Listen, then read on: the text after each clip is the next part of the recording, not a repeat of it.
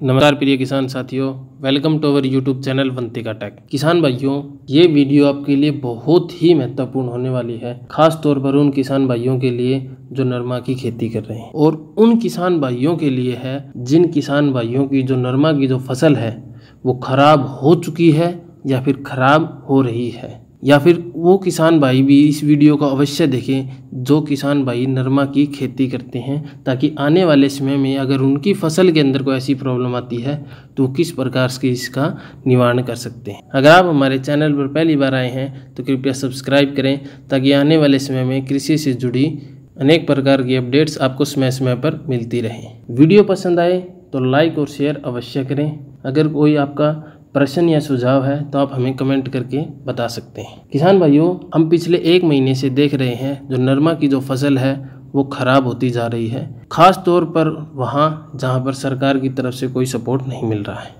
किसान भाइयों, नरमा की फसल एक बहुत ही महत्वपूर्ण फसल है जिसके ऊपर किसान भाइयों के बहुत सारा खर्च होता है और किसान भाई जिसके ऊपर आधारित रहते हैं। लेकिन इस साल जो फसल है वो खराब होती जा रही है और किसान मजबूर है कि उस फसल का हम कुछ भी नहीं कर पा रहे हैं, उसका नियंत्रण हमें नहीं मिल रहा है। किसान भाइयों, इस वीडियो के अंदर मैं आपको 3 महत्वपूर्ण पॉइंट्स बताऊंगा। अगर वो आपने अप्लाई कर दिए तो आप अपनी फसल को जहाँ है, जिस स्थिति में है, उस स्थिति से भी अच्छी स्थिति में लेकर जा सकते हैं। अगर आपकी फसल खराब हो गई है तो आप कुछ हद तक उसको रिकवर कर सकते हैं, या फिर जहां पर फसल उखेड़ा, पैराविल्ट जैसी प्रॉब्लम आ रही है वहां पर किसान भाई इसको किस प्रकार से जहां है वहीं पर रोक सकते हैं। किसान भाइयों, पैराविल्ट एक बहुत ही खतरनाक बीमारी है। खास तौर पर ये बीमारी तब आती है जब टिंडे बनने की स्थिति होती है या फिर टिंडे बने हुए होते हैं, उस समय पर यह बीमारी ज़्यादा आती है। इस बीमारी के अंदर जो पौधे होते हैं उसका सारा का सारा रेस्पिरेटरी सिस्टम ब्लॉक हो जाता है,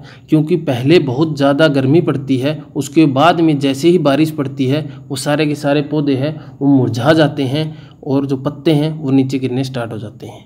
इस समय पर आपको 3 महत्वपूर्ण पॉइंट्स फॉलो करने हैं। सबसे पहला महत्वपूर्ण पॉइंट, किसान भाइयों, जिन किसान भाइयों की फसल के अंदर कहीं कहीं पर धब्बे हैं या कहीं पर पत्ते जो लाल होकर गिरने स्टार्ट हुए हैं या पत्ते गिर रहे हैं, पत्ते लाल हो रहे हैं, उन किसान भाइयों को कॉपर ऑक्सीक्लोराइड प्लस में स्ट्रेप्टोमाइसिन का घोल बना के अपनी फसल के अंदर 1 स्प्रे अवश्य करना है। अगर वो 1 स्प्रे करते हैं तो जो बीमारी जहाँ पर है, जिन पौधों पर है, उन्हीं पौधों पर तक सीमित रह जाएगी, वो आपके दूसरे जो स्वच्छ पौधे हैं उनको नुकसान नहीं पहुंचा पाएगी। ये चीज़ें हमने खुद अपनी फसल के ऊपर डाल के देखी है किसान भाइयों, क्योंकि हमारी खुद की भी फसल खराब हो गई थी।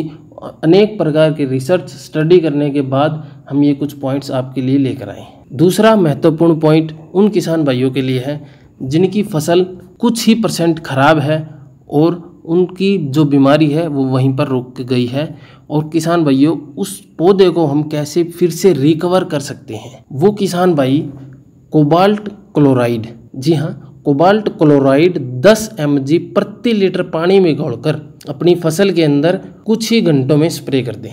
उस स्प्रे करने के बाद जो पौधे का जो पत्ते हैं वो वापिस स्वच्छ होने की कुछ % से ज़्यादा चांसेस बन जाते हैं, और जो आपकी जो नरमा की फसल है वो रिकवर होना स्टार्ट हो जाती है। इकलौता रामबाण है किसान भाइयों कोबाल्ट क्लोराइड पैराविल्ट के खिलाफ, और कोई भी ऐसी दवाई नहीं है जो पैराविल्ट को कंट्रोल कर सकती है। तीसरा महत्वपूर्ण पॉइंट, जिन किसान भाइयों की पौधे या नरमा जो सही हो चुकी थी वहाँ, क्योंकि किसान भाइयों ने कॉपर प्लस में स्ट्रेप्टोमाइसिन का छिड़काव किया था, जैसे कि हमने पहली कुछ वीडियोस में बताया था, उन किसान भाइयों को अब क्या प्रॉब्लम आ रही है कि वहाँ पर जो नरमा है वो पीली पड़नी स्टार्ट हो गई है।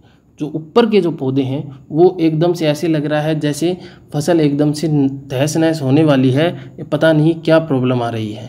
कि ऐसा कहीं ये भी शक होता है कि जो ये बीमारी है ये फिर से रिकंटिन्यू तो नहीं हो गई है। उन नरमा की फसल के अंदर किसान भाइयों पोटेशियम नाइट्रेट, जी हाँ, पोटेशियम नाइट्रेट का 2% का घोल बना के आपको छिड़काव करना है। अगर किसान भाइयों आपने ये 3 पॉइंट कर दिए तो हम कहते हैं कि जो आपकी जो नरमा की फसल है वो बहुत अच्छी हो जाएगी। जिन किसान भाइयों ने स्ट्रेप्टोसाइक्लिन का छिड़काव किया है उन किसान भाइयों ने खुद रिजल्ट देखा होगा, नहीं देखा है तो जिन किसान भाइयों ने डाला है और जिनका कुछ हद तक नियंत्रण हुआ है वो किसान भाई हमें कमेंट करके ज़रूर बताएं। दूसरा पॉइंट कभी किसी ने बताया ही नहीं होगा किसान भाइयों, ना ही आपको कहीं मिलेगा।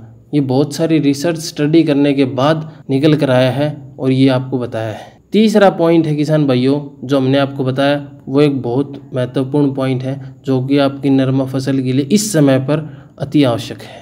अगर आपका कोई सवाल है तो किसान भाइयों आप हमें कमेंट करके पूछ सकते हैं। अगर वीडियो पसंद आए तो लाइक और शेयर अवश्य करें।